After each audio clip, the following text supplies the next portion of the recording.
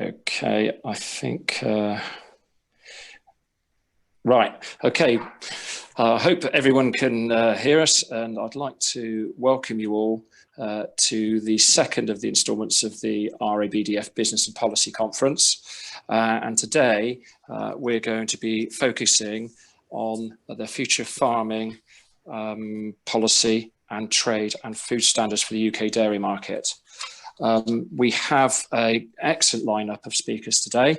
First of all, we're going to have Victoria Prentis, MP, who will be taking questions directly after her presentation, followed by Judith Bryans from Dairy UK, Dr. Judith Bryans, and then finally Simon Tunnicliffe and Charles Boundy of the Food Standards Agency. So before we get going, I'd just like to quickly introduce Victoria. Victoria Prentis has been a Member of Parliament for North Oxfordshire since May 2015.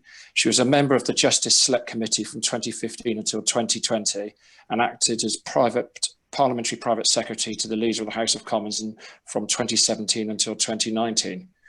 Before being appointed the Parliamentary Private Undersecretary to the Attorney General in 2019. In February 2020, she became the Parliamentary Undersecretary of State in the Department of Agriculture, Environment, Food and Rural Affairs. Victoria studied at the University of London and Downing College, Cambridge, and completed her training as a barrister in 1995. For 17 years, she was a lawyer for the Treasury Solicitors Department and ultimately headed the government's Justice Security team. Victoria founded and chaired the Oxford University Hospitals NHS Trust Benefactors Board and has volunteered for many other charities. Having grown up on a farm near Banbury, Victoria has a lifelong interest in farming. Thank you and welcome to Victoria. Well, thanks, Mike, and thank you very much for asking me. I'm sorry we have to meet like this. It's a bit peculiar looking at a screen with a tiny little mic in the corner and a very large blue picture of RABDF, but there we are. It is good that we're plugging on with some form of policy conference this year, even if it wouldn't be as we'd like it to be. I'm really glad to talk to you this morning. As Mike said, I'm a sort of weekend farmer, if we're honest. My dad is very much a full-time farmer, and my husband and I have a small holding, which we're very serious about, and where we spend as much time as we can. We wanted our children to be brought up in the farming way, just as I was. My dad farms a few miles from where I live, and he's getting on now, and I'm getting more and more involved in day-to-day decision making. And though I don't really have a dairy background. My grandfather had a dairy herd, but we haven't really in my lifetime. But I do live sandwiched between, I'm very lucky, the two farms on each side of me are an Ayrshire micro dairy, which is one extreme. We're very fortunate they do doorstep deliveries, extraordinary quality milk. And when my daughter was 2, I've never forgotten, we took her on holiday and we bought milk from a supermarket. And she looked at me in complete horror and said, "Mummy, this milk is not from an Ayrshire cow," because that was all she'd ever known. And then the other side of where we farm is a very famous herd, actually, the Dancing Jerseys, who used to be on telly. They're still there. They now milk for Arla, and they have a robotic milking parlour, which is extraordinary, great for their welfare, and very interesting to see how that works. So though I personally don't come from a dairy background, I do feel very privileged to watch these two very different farms work really effectively at dairy production. So I would like to thank you very much for what you're doing. We are having, unfortunately, a blooming awful year, and I know that the dairy sector, in particular, those of you who supply hospitality, have been really, really struggling, and we understand that in DEFRA.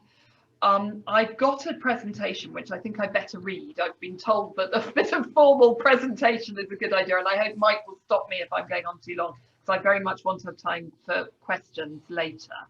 But I just wanted to thank you all first. I think the importance of dairy, of course, has been known to everybody on this call since always. But I think coronavirus has brought home to the general public how important the sector is.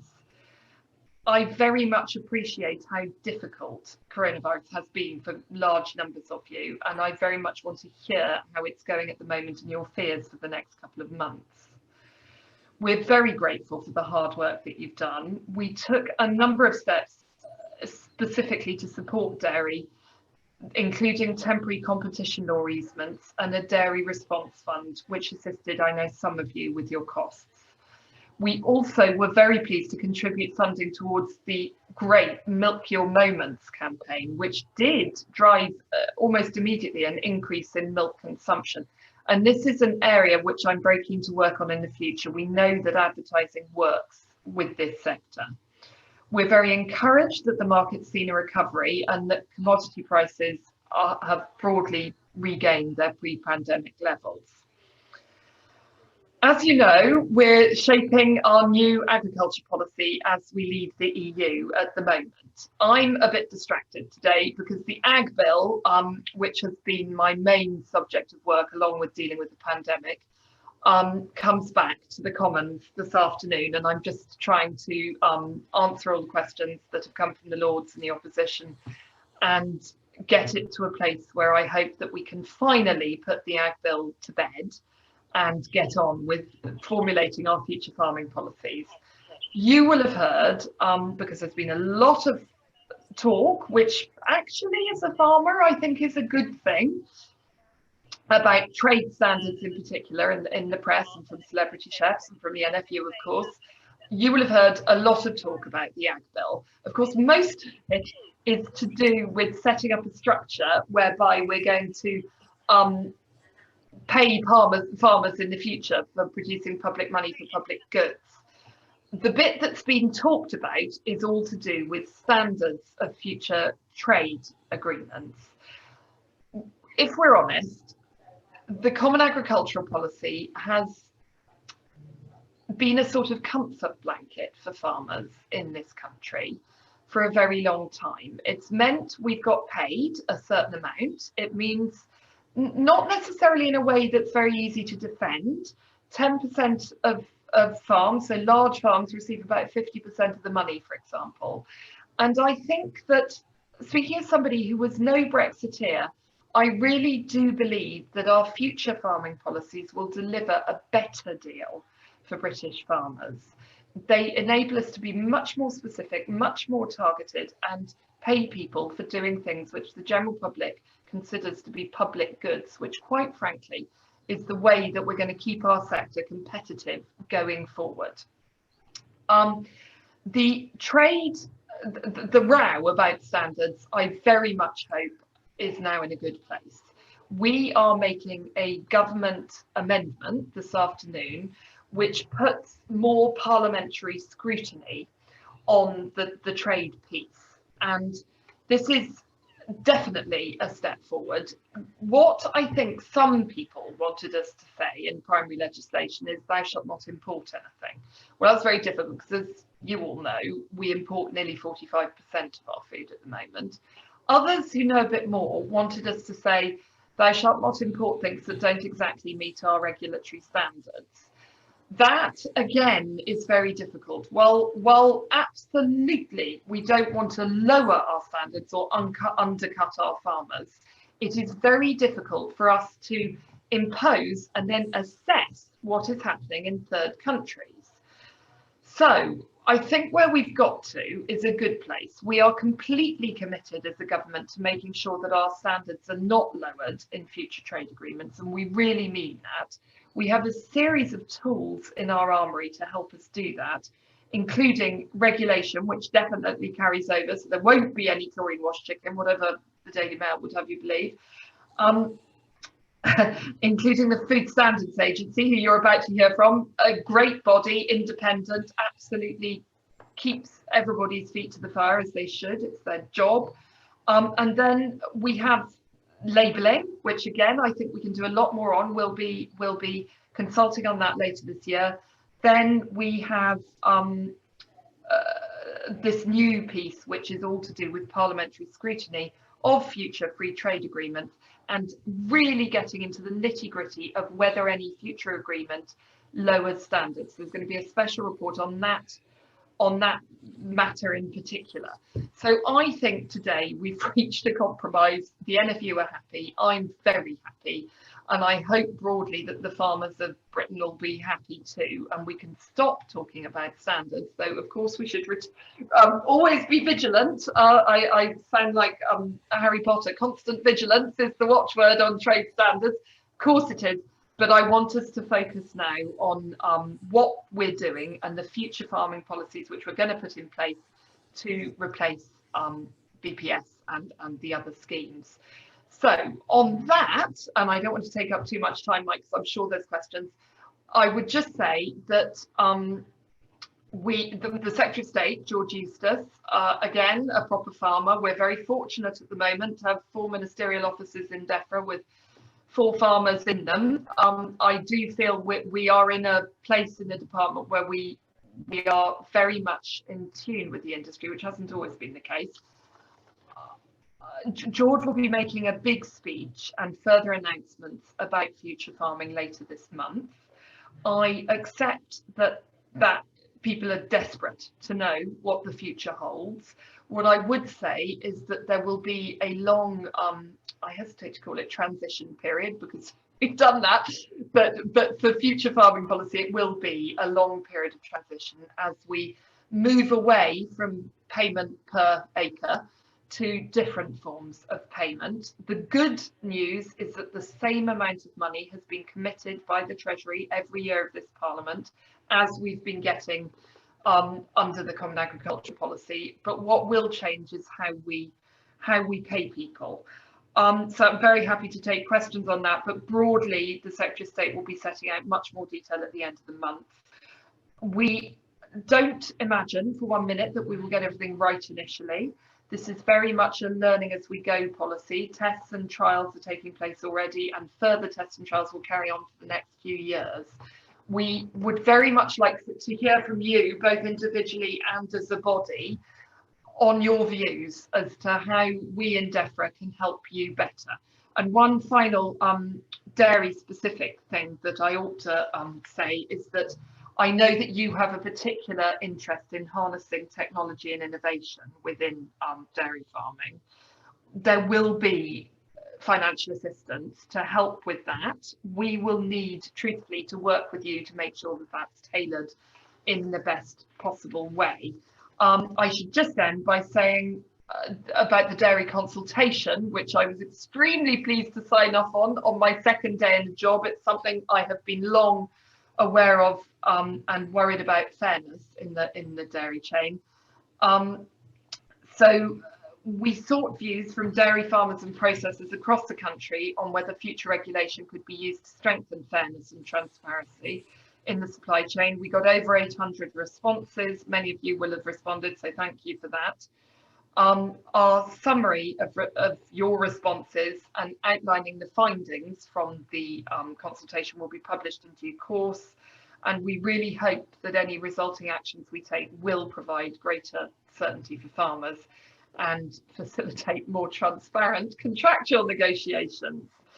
And I'd like to conclude by saying that our vision for the dairy industry is one that's competitive, productive and profitable. And we want, of course, the best possible and highest standard products for our domestic market, and of course our increasing exports abroad. And we have great faith in the dairy industry. It's big value in farming terms, and I look forward to working with you all over the years ahead. Thank you very much, Victoria. What I'd like to do now is invite questions for Victoria. If you could use the facility, the chat facility on the Zoom call to do that. And also I would like to remind you at this time to make sure your speakers and videos are still off. I know that one of our other speakers, Dr. Judith Bryans, has a question for Victoria. So I'd like to invite Judith to put that question to Victoria to kick things off. Thank you. Thanks, Mike. It is quite a technical question, and it's really putting you on the spot. And we have been working with your team, and I'm sure that they'll be able to help respond. But it's just a highlight, really, that there will be goods with the old or the current ID mark going into transit to third countries over the next few weeks. And if there are any delays in transit, when they arrive in third countries, those ID marks may no longer be valid. So I know that because they won't be the new ID marks. So I know that government has been asked and is considering, and hopefully will, send letters to those third countries to tell them about the situation and that these goods shouldn't be returned. It's tremendously important for our members to be able to see the content of those letters, essentially so that we know what third-party enforcement will do with goods. Nobody wants to go to the bother of producing goods, exporting them, seeing a value to them, and then have them turned away because of a delay in transit and a change of an ID mark. So I know we're discussing this with your colleagues, but it would be fantastic if you could help us to get sight of those letters as soon as possible. Yeah, Judith and I had a chat about this, and I asked the team specifically by WhatsApp, which is of course how we communicate with our teams at the moment. It is so difficult trying to do parliamentary business without people, because Parliament of course is carrying on in real life, and we all run around the place in real life and get into rooms and talk in the chamber, but the corollary is that we don't have any staff to back us up. It's really tough at the moment. So Judith, I'm really sorry, they haven't got back to me with an answer yet as to specifically when you will see those letters. I completely get that it's important, but I will make sure, I've chased already, and I will chase again during the course of the next couple of days, because it is, I mean, this is not the only labelling issue which is critical for the end of the year. And I get that it's, you know, your members need to prepare. I have a big sign on my wall saying 57 days to go. And of course, yes, that isn't long. It is really, really grim that we are being faced with a global pandemic, which is increasing at the moment, and the end of the transition period at the same time. But there we are. And I'm sorry, but I will get back to you as soon as I can. That's okay, totally understand. Thank you very much. Thank you, Victoria. Just whilst we're waiting for it, there's a couple of questions coming through, which I just know. I've just got one quickly dropped up on the screen now. Whilst Trade and Agriculture Commission appears to be a win, will its report sway the thinking of the 650 MPs? Victoria. Well, yeah, I think so. So the two amendments that I'm talking about today, one is actually going in the Ag Bill and one is going in the Trade Bill. I think that's probably good because it binds both firmly into this standards piece. There has been a lot of noise made, not least by the NFU and by the 1 million people who signed their petition, and by celebrity chefs, and by all of us who farm, on trade standards. MPs are not blind to that. I mean, not that many MPs themselves actually farm anymore. That was one of the things I really noticed when I got to Westminster 5 years ago, because I'd always thought of myself as the one who farmed at weekends, the one who got away and did a day job as well, if you see what I mean, which I know is often the case with farmers at the moment. And then I got here and realised that there were very few farmers who are MPs anymore. It's changed a great deal, and it's something that worries me a lot.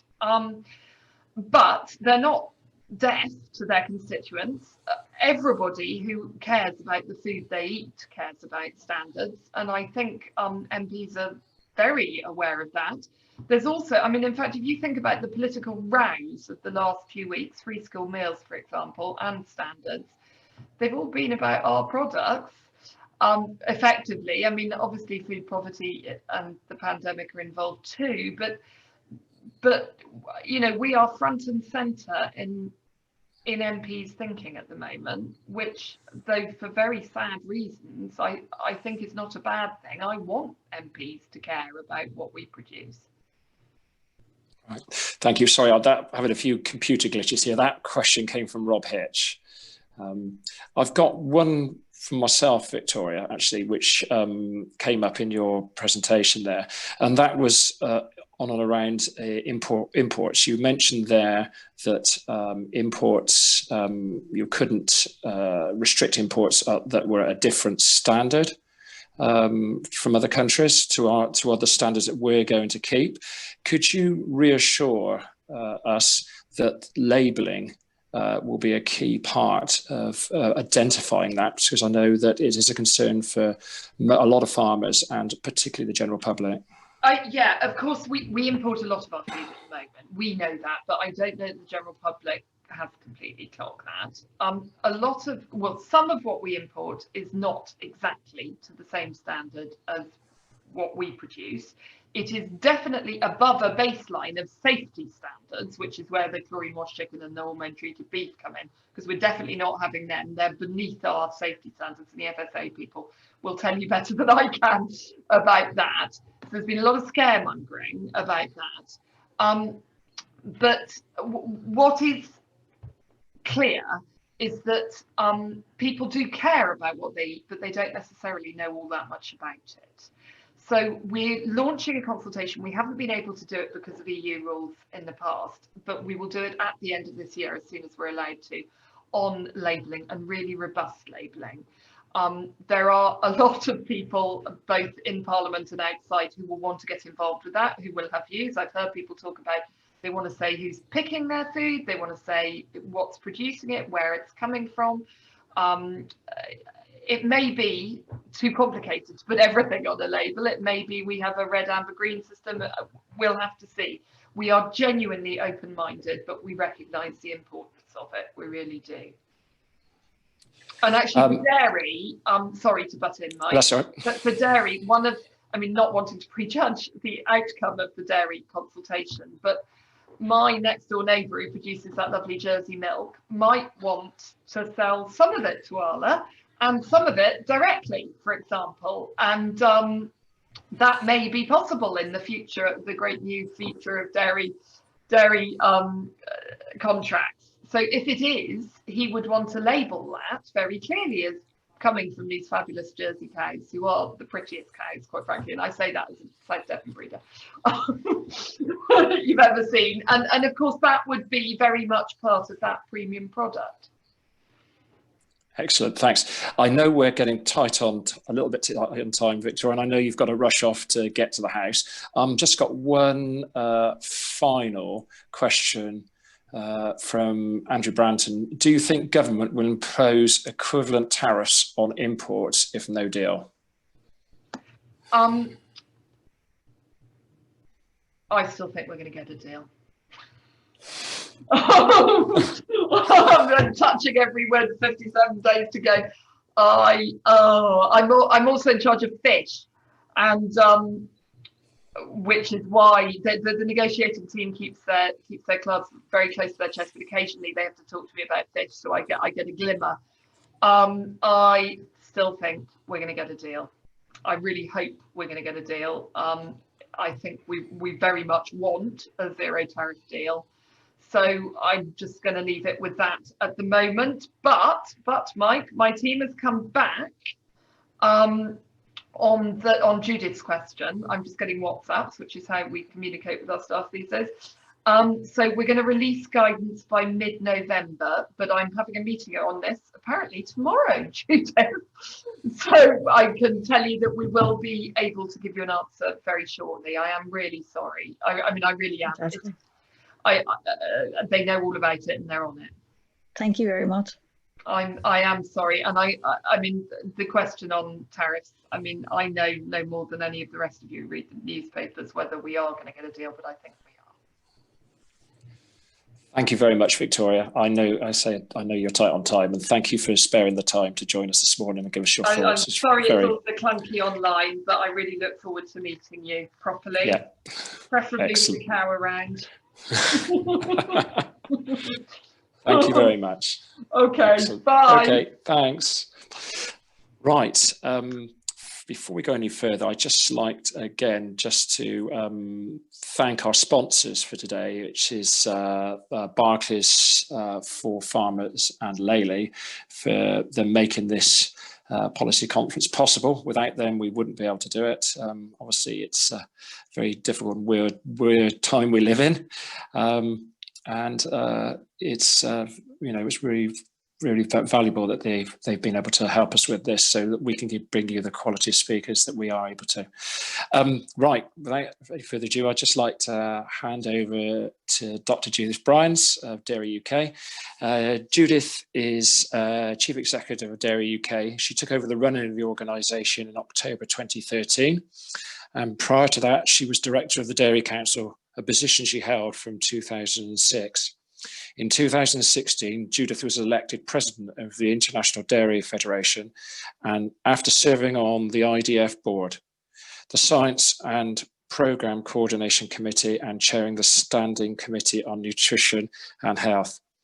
Judith is a Governor of the Dairy Sustainability Framework, the Chair of the DFS Advisory Council, and a member of the Board and Operations Committee of the Global Dairy Platform. At European level, she sits on the board of European Dairy Association, EDA. In the UK, Judith is a board member of a number of organisations, including Dairy Energy Savings and the Dairy Marketing Forum. Judith has a PhD from King's College London. Thank you very much, and I'd like to hand over to Judith for a presentation. Thanks very much, Mike, and good morning, everybody. That was a stunning introduction. I hope I can live up to it. I believe I now have control of Kerry's screen, and I'm going to be able to show you some slides. I'm going to caveat everything that I say today with, because there's still negotiations going on around Brexit, what I'm telling you today at what is now 10:57 may no longer be valid tomorrow at 10:57, but for a lot of these things they will be. And if you don't mind, I will just turn my video off because it helps me with not seeing any freezing on screen. And we'll move on to our first slide if I can control it. Carrie, I don't seem to be able to move the slide. So could I ask you to do that for me so that we don't waste any time, if that's possible? I'm not sure. Hopefully, Carrie, you can hear me and you will take back control of the screen. So, Carrie, if you do and you can turn on to the first slide, that would be fantastic. And I'll just start. Thank you very much. So, look, normally on a normal day, trading relations are always very complicated. There are so many things that happen and people have to adjust their trading environment accordingly. But our future trading environment as we go towards next year, it will be particularly complex. And I think as well as talking about those issues around Brexit, we also have to look at the continuing impact of COVID-19 and the other factors that are particularly going to come into play next year. Carrie, if you could push on for me.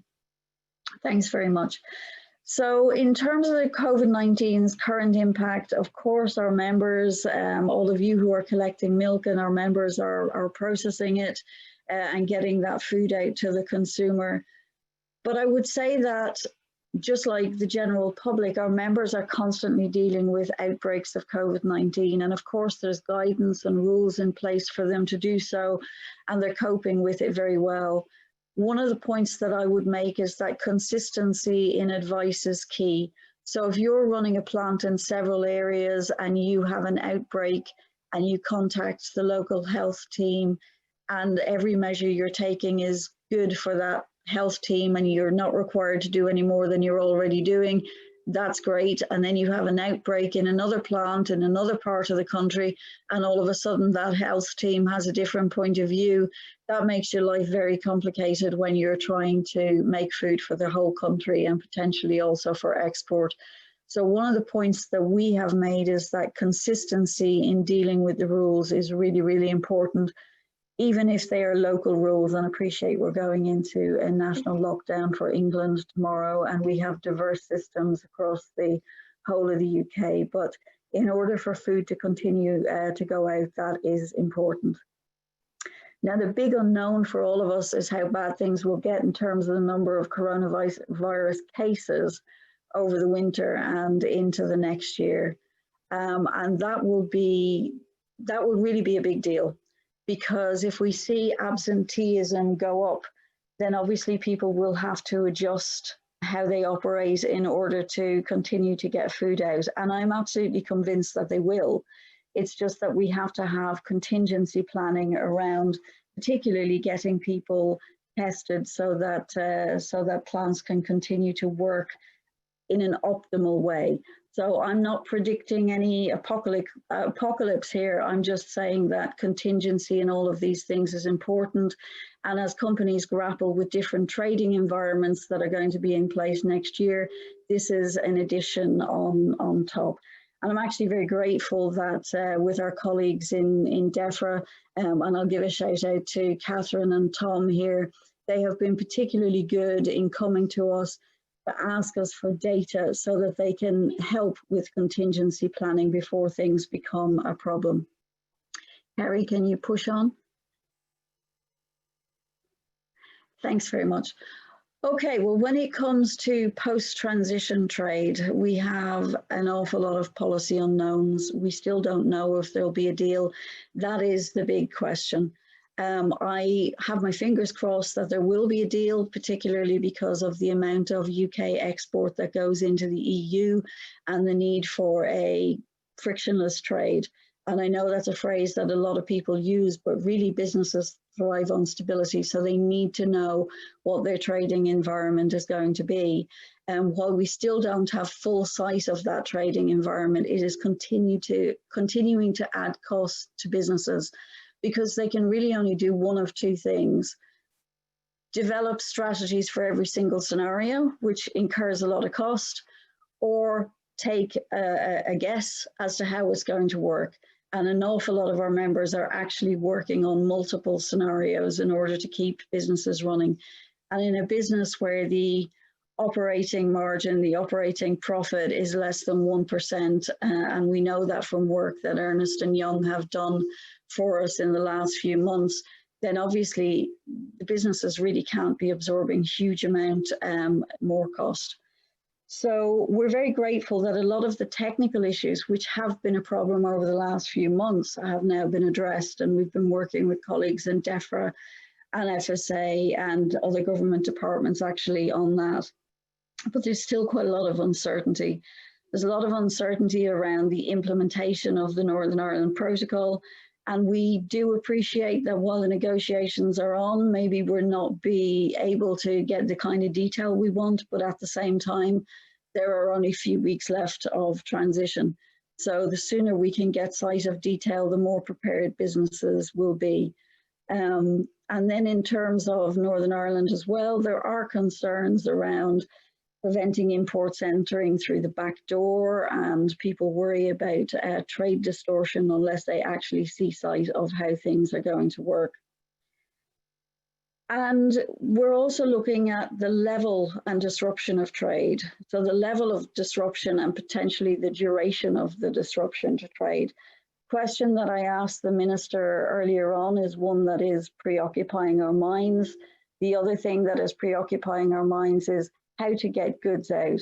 If we are anticipating levels of disruption to transport of goods which are very often, well, which are perishable, then we really need to make sure that the systems are in place to get those goods through.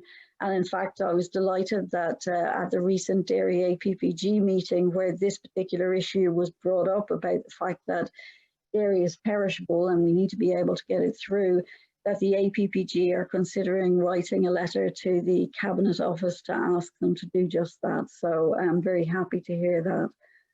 Some of the other things that we don't know that will be a problem, for example, and perhaps the colleague who's on the line today from the FSA can help with this one, is that there has been guidance issued on organic. And we know that the UK government will allow EU imports of organic up until December 2021. But we don't know what's going to happen still the other way around. So if any clarity has come since that guidance, I would be delighted to hear it, because obviously that's quite important for some of our members. And Carrie, if I can ask you to just push on again. In terms of free trade agreements, look, as a country with a structural deficit in dairy, there will be challenges around free trade agreements, but we want to export and therefore we want to be able to move our goods, and we're up for those challenges, and we're not opposing the government's views on trade liberalisation of policy, but we just want mechanisms to ensure a level playing field for all of us. And in order to do that, there needs to be some reconciliation of trade deals with protecting UK standards, and also the commercial challenge of competing with potentially lower cost producers. And this is something that I think we, when we have talked to government, have talked about the fact that we would like them to consider dairy as a sensitive product and maybe phase in levels of import from particular countries who have a large exporting surplus. But we do realise that free trade works both ways. Kerry, if you could push on. We really do want imports into the UK to meet food safety standards. That is the ideal position, because consumer confidence in food safety and dairy is one of our greatest assets as an industry. And, you know, at the moment, we know that when imports are coming in from third countries in terms of the EU, well, the EU is looking at those standards, and you've got DG Sante who are overseeing that. And we haven't heard yet if the government will replicate this capacity in terms of foreign inspections. So again, maybe the colleague from FSA can mention that later on, but that's tremendously important to us. Of course, our domestic standards will not reduce, but we will be competing with people potentially with different standards. So I was delighted to hear what the minister said earlier. I was delighted to see the announcements in terms of the Trade Commission. But we really need to keep quite a close eye on this one. And of course, the UK must be able to have an enforceable system of country of origin and labelling at retail and at food service level. And I really want to emphasise that, because I think our retailers are probably quite sensitive to the consumer's desire to have good quality, high standard foods, as high in standards as we have them in the UK. But food service can sometimes be a little bit nebulous, is maybe not the right word, but it's the word I'm thinking of. It's not as clear. And so we really need to have any labelling or enforcement at both levels of retail and at food service, so that consumers can make an informed choice. We need to be able to ensure that our trade partners meet their commitments. Now, when we talk about robust systems of labelling and promoting to the consumers the differences between products, people often say to me, well, how can the UK afford that? The industry is not exactly flush with an awful lot of money, and the Treasury has COVID-19 to deal with.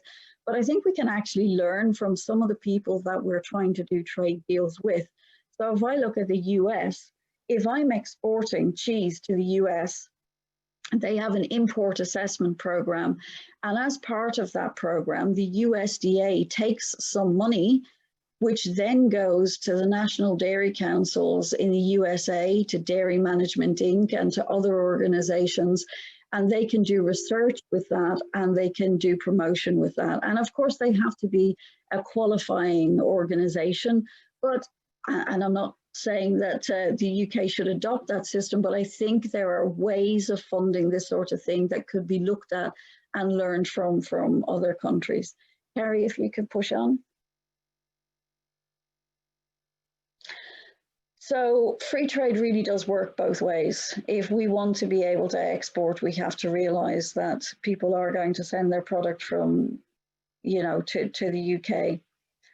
But just in terms of ourselves and what we need to bear in mind as we go forward, at the moment, the UK standards and food traceability systems are seen as world-class. We really have a high recognition of our standards in other countries around the world. And it's important that foreign importers can continue to have confidence in food safety when it comes to UK livestock.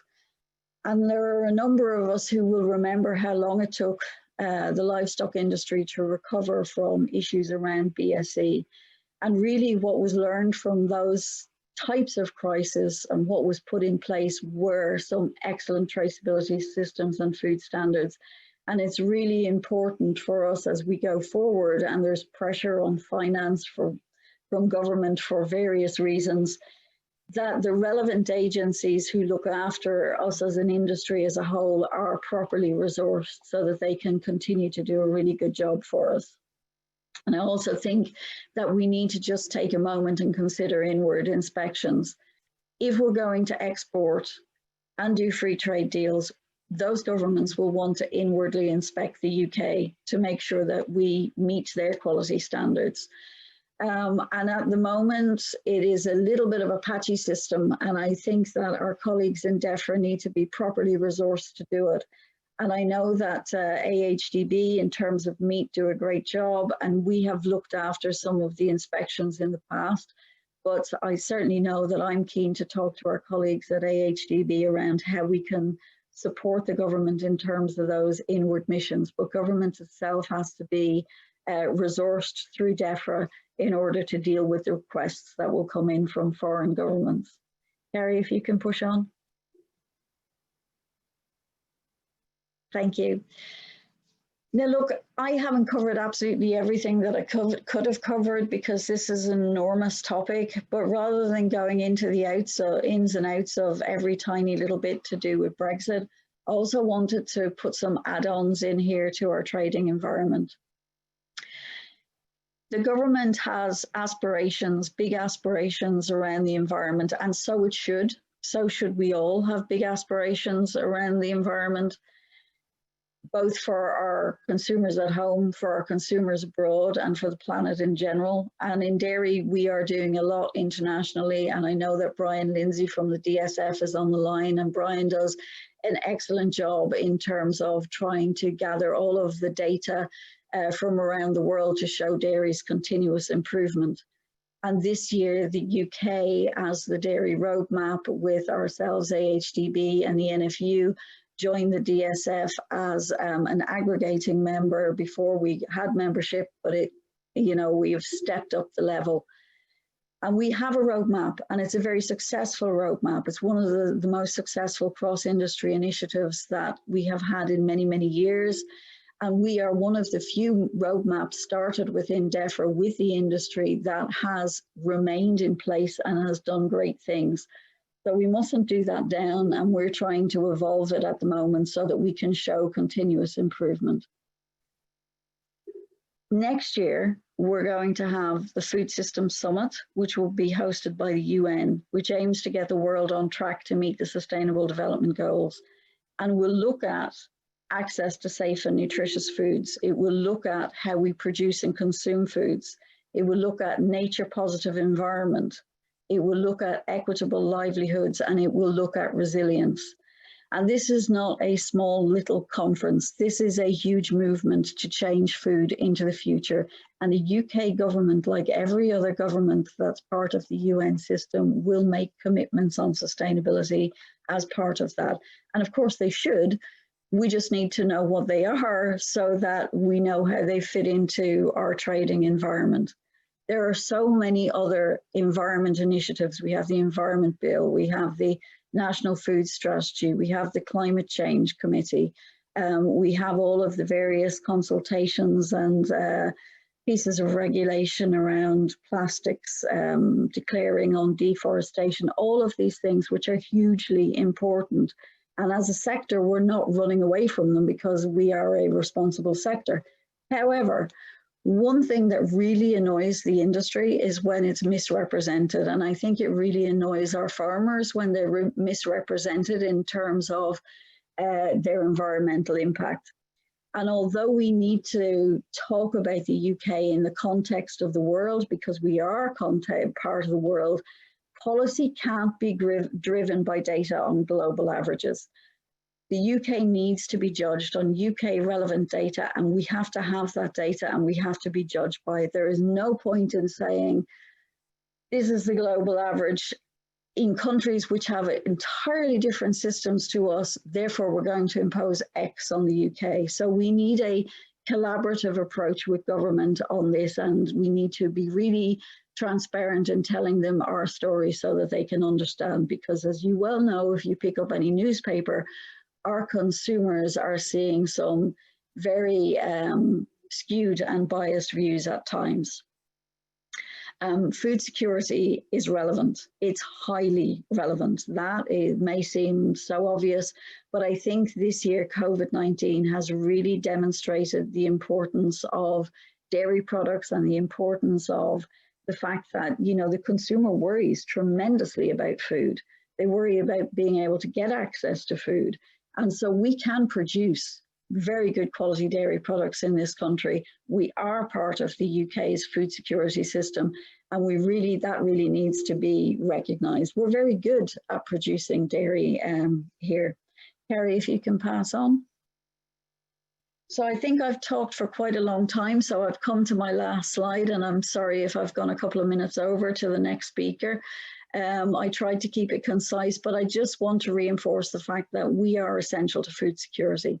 We're important because of our livelihoods and nutrition. And in order for businesses to trade successfully, they need stability. So we need lots of things, and we need sight of what our trading environment will be. But I am absolutely convinced that we can trade very successfully. So although I've set out some of the issues here for you, I am still optimistic about the future of dairy. Sorry, I went over, Mike. I'm a nightmare. Thank you, Judith. No, that's fine. That's fine. It was very informative. I know we're going to have plenty of questions for Judith, but as I mentioned at the beginning, we're going to take the questions for Judith, Simon, and Charles at the end, so that they've all got opportunity to comment on them. So thank you very much for that, Judith. That was excellent. So I'd like now to hand on to Simon Tunnicliffe and Charles Boundy of the Food Standards Agency.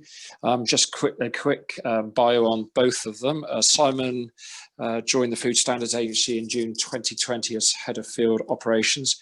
He has a significant leadership experience within the public sector, holding senior leadership roles within the Fire and Rescue Service and more recently the NHS. He has also spent a number of years working for the Legal Ombudsman as Director of Operations, and for a period of time he held the role of Interim Chief Ombudsman for England and Wales. Simon is passionate about protecting consumer interests and working collaboratively with partners, stakeholders to improve industry standards. Charles, who will be speaking as well in this section, is the lead dairy hygiene inspector at the Food Standards Agency. He provides technical leadership and support for the dairy hygiene inspectors within field operations. Charles has a wealth of dairy experience and a farming background. He has also worked in the dairy operational team for almost 9 years. And I'd like to hand over to Simon for his presentation. Thanks, Mike. That's a really good introduction. I'm grateful for that. Thank you. Good morning, everyone, and thank you for this opportunity this morning. Similar to Judith, I'm going to turn my camera off just to make sure that we don't have any issues with freezing, and hopefully the slides will move forward. As Mike said there, I am relatively new to the Food Standards Agency, and Charles is here this morning for any more technical questions. I've been in post for around 5 months. I'm new to the food industry, but I've many years senior experience within the public sector, as Mike has outlined. The start to my career within the food industry has not been how I planned. My intention was to be out and about, to be visible, to be meeting with partners and stakeholders and those that we regulate. COVID-19 has meant that we've all had to adapt. Despite these challenges, I am delighted to be part of an organisation that has such an important role. Food you can trust gives consumers confidence in food in the food industry. As a modern regulator, I'm committed to working in partnership with stakeholders and those that we regulate to improve industry standards. There's going to be lots of commonality about what I've talked to you about today that you've seen in previous presentations and slides. There's lots of questions, and Judith has raised some there that I don't necessarily have the answers to today. But we are working really closely across government and with other departments and agencies and within our teams within the FSA to really move forward and find the answers and the assurance that industry is seeking, particularly around issues in respect of the end of the transition period. So I'm going to talk a little bit about the impact of COVID-19 on our work, about our relationship with the dairy industry, and a bit about the future of the FSA moving forward. Carrie, the slides haven't moved on, so I'm wondering if you could just move them on for me. That would be really useful. Okay, we can skip on to the next one after that as well, please, Carrie. Okay, so thinking about the COVID-19 challenges, the COVID pandemic has had an extraordinary impact on our work as a regulator. It's been a catalyst in the food industry for new, emerging and alternative business models, as well as rapidly evolving consumer preferences. The dairy industry is no exception to the challenges faced, and there have been difficulties with things like milk collections, where we've seen media articles of excess milk being disposed of.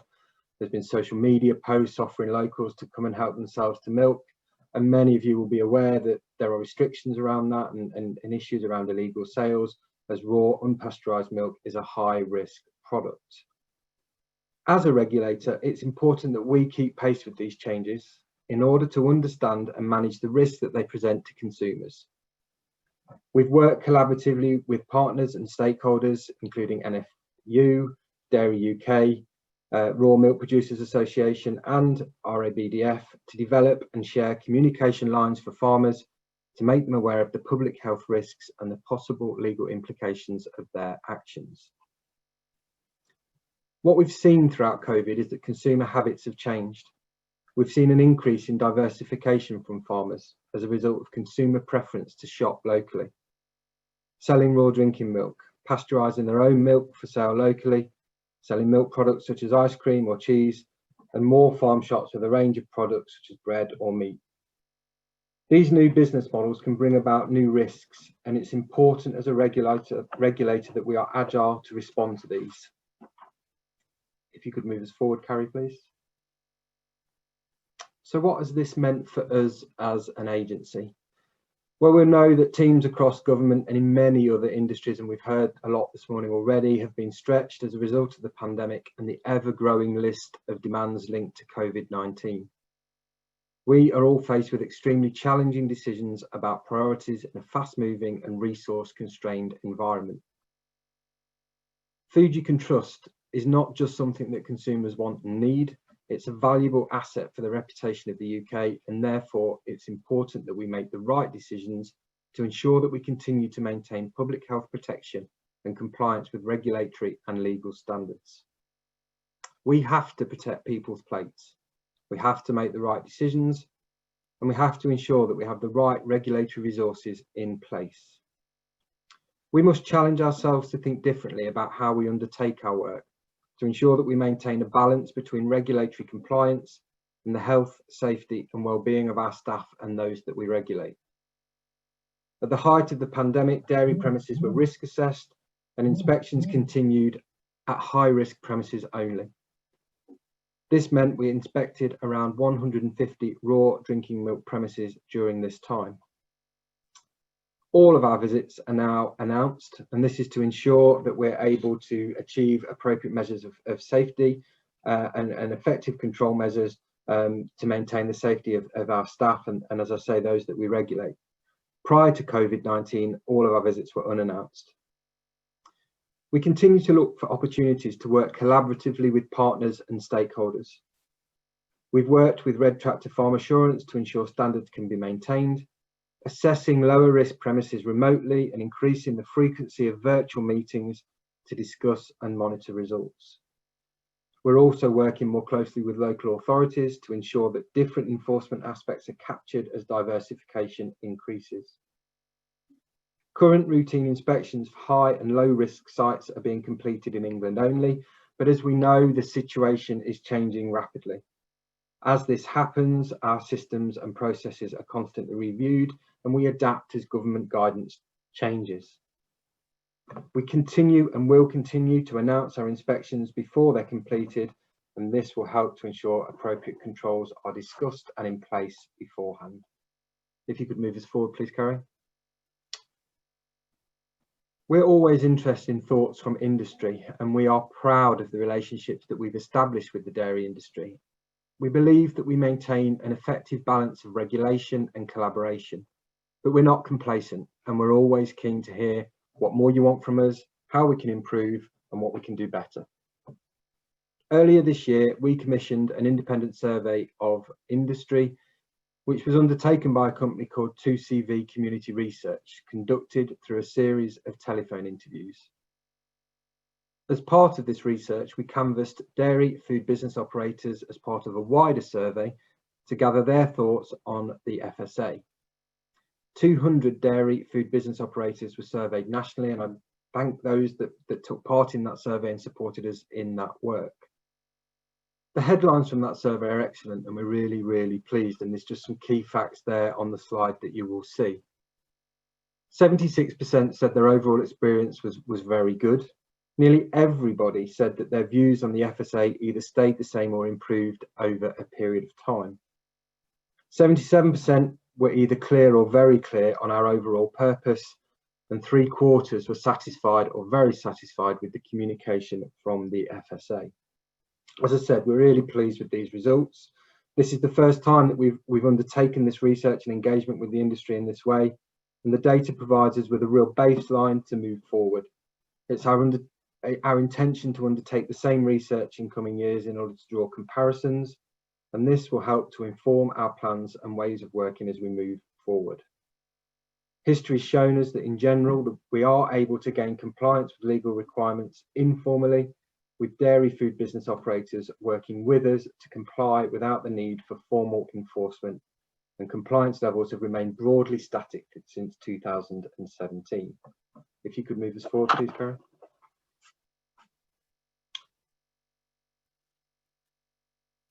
We are committed to working in partnership, and in April 2020, the new controls for raw drinking milk were introduced. These new controls were aimed at improving public health protection whilst supporting consumer choice. They require producers to have a food safety management system in place and a programme of sampling to validate the controls are effective. Existing producers had 6 months to work with inspectors who adopted a supportive approach to achieve compliance with the new ways of working. I'm really pleased to say that we've achieved implementation with approximately 90% of producers, working closely with the Raw Milk Producers Association throughout this process. There's a quote there on the slide that you'll see from a board member at the RMPA, and I don't intend to read it out, but what that quote just demonstrates is that a clear celebration of the collaborative approach between the FSA and the RMPA in achieving these changes, and the positive steps that the new controls have brought about. If you could move us forward, please, Karen. Sorry, if you could just go back one. I think we've gone forward twice there, Karen. Great, thank you.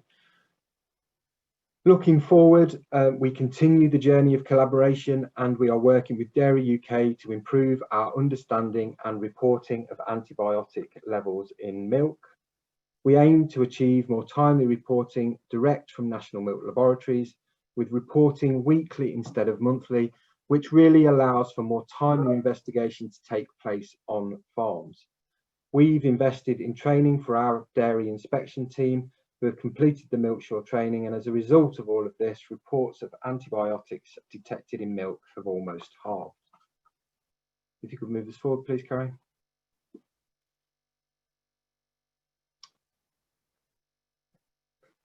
Thank you. So what does the future hold? There are obviously other pressing issues that are focusing our minds at present, and we've heard of those in previous presentations. One is the imminent end to the transition period and life outside of the EU, which we've talked about already. And from the 1st of January 21, the UK will be in control of its own food law for the first time in nearly 50 years. This is not just about leaving the protection of the EU, but it's about how we'll be seen as a potential new trading partner by the rest of the world. In the FSA, we don't anticipate huge changes to the operational delivery of official controls within the dairy sector. However, we're working hard with other government agencies and departments to understand more about the EU exit after the end of the transition period. And we've talked about a lot of those issues previously. We know that there'll be new requirements in respect of labelling and documentation for exports of products of animal origin, and we're working hard to understand much more about what this involves. We heard previously 57 days, and we understand the pressures and the urgency within industry for information and confirmation, and we're working with other government departments and agencies to move forward in respect of that. While food and feed safety rules will not immediately change on the 1st of January, our departure from the EU will mean more control and greater scope for grasping the opportunities outside of the EU and for designing a UK regulatory system that's fit for the challenges we face. One of the key responsibilities that the FSA will be taking on from Europe will be that of authorising new food products for sale in our domestic markets. We don't underestimate the importance of this task. Our consumer insights tell us how emotive the issues around food are. The food we eat reflects the values that we have as a nation. As I said, we will continue to work with others to understand the impact of these issues. And we've heard already, DEFRA have published guidance, and we work alongside DEFRA in response to that. And there's a number of webinars that have been produced by DEFRA colleagues to help traders of products of animal origin to prepare for the changes ahead. But I'd encourage everyone to utilise those resources in order to move forward. This brings me to another pressing issue, the pace of change in the food industry. Over the last few years, there have been some of the most significant changes to the food system this country's known. Food production has embraced digital technology, and there is a changed relationship with consumers. As I mentioned before, this trend has only been accelerated by COVID-19. The FSA will continue to engage and work with the dairy industry to seek further improvements within the sector, whether that be through improved technology, leverage of data, or further refinement of our risk-based approach to inspections, all of which will help to ensure that our resource is targeted effectively to where it's needed. So just to conclude, for me, in this, the most extraordinary of times the country has seen, we face challenge. Even before we'd heard of COVID-19, EU exit was causing us to look differently at our work to ensure that we maintain the high standards of food safety that we enjoy. I'd just like to thank you today for your time and for listening and for your ongoing support. And I look forward to working with you all and hopefully having some more opportunities to engage face-to-face in the near future. Thanks very much, Mike. Thank you very much, Simon, for that insight into what the Food Standards Agency are currently doing. As I said earlier, we are going to now take questions. And just to mention that we had quite a number of questions that we didn't get to ask Victoria Prentis. I've been talking with the team at RABDF, and we are actually going to get those questions over Victoria and hope to get some response back from her on those, because I think they were very pertinent questions which needed asking. And I'm sure that you look out for our normal channels of communication, which we'll put out any answers that we get back from Victoria. So right, just to kick the questions off, and I say anybody who has any questions, just please use the chat facility in the top corner of the screen, or if you're on iPad or phone, or the normal way on the computer. I've got first question here from Andrew Meredith, and this is for Judith. Are all your members expressing any concerns to you about lower demand for milk caused by the latest lockdown, or will it be business as normal? Oh, I was just about to take myself off mute, and then I realised I wasn't on mute. Yet another high for digital events. At the moment, our members are not expressing concerns. We've obviously seen some spikes in retail, and they're up and down as lockdowns are announced. And I think one of our issues there is around communications and how things are being communicated to consumers, because the sector can cope on a level. And when we see spikes, we do our very best to meet demand. But when consumers panic, and people have to respond to a high spike and then there's a drop, it's slightly more difficult. But I think we are doing well, and our members at the moment have not come and said that they see any particular issues in a drop. Thank you, Judith. And the next question is for Simon, and it's from John Baines. And he says, does the FSA intend to return to unannounced inspections once COVID situation is under control and or not resolved?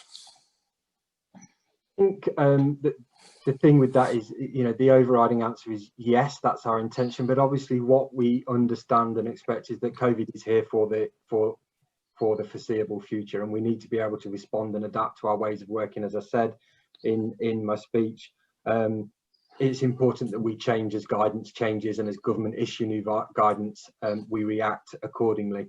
Long term, yes, of course, that is our aspiration, but we recognise that COVID isn't here just for the next few weeks, and we need to be able to work and adapt and develop new ways of working to work alongside the pandemic. All right, excellent. I've got a question for Judith. I don't know if we've got some computer glitches, but we haven't got many questions coming through at the moment. Question for Judith. Excellent presentation, Judith. What do you think the chances, obviously you're close to government, closer than a lot of us are. What do you think the chances of us getting what the dairy market requires, and as you know, from what you hear from the politicians, to be successful, and not to be stacked in one against us?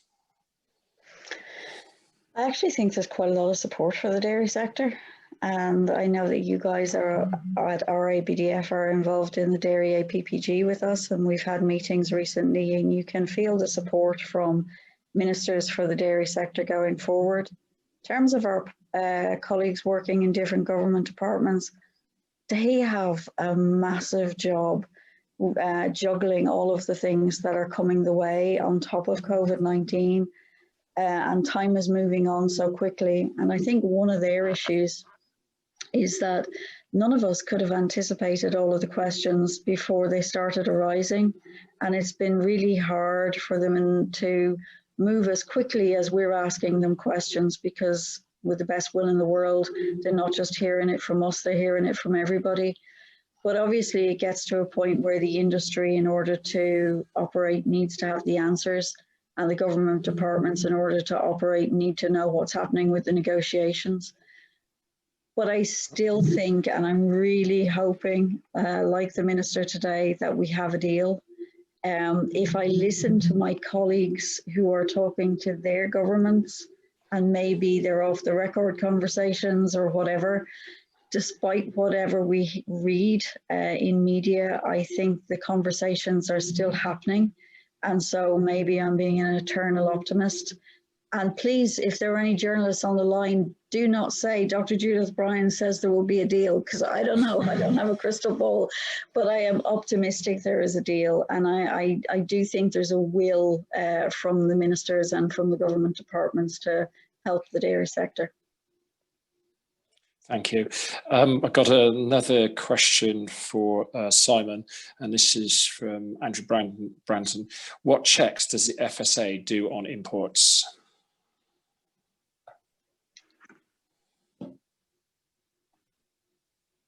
Hello, Simon, did you get that?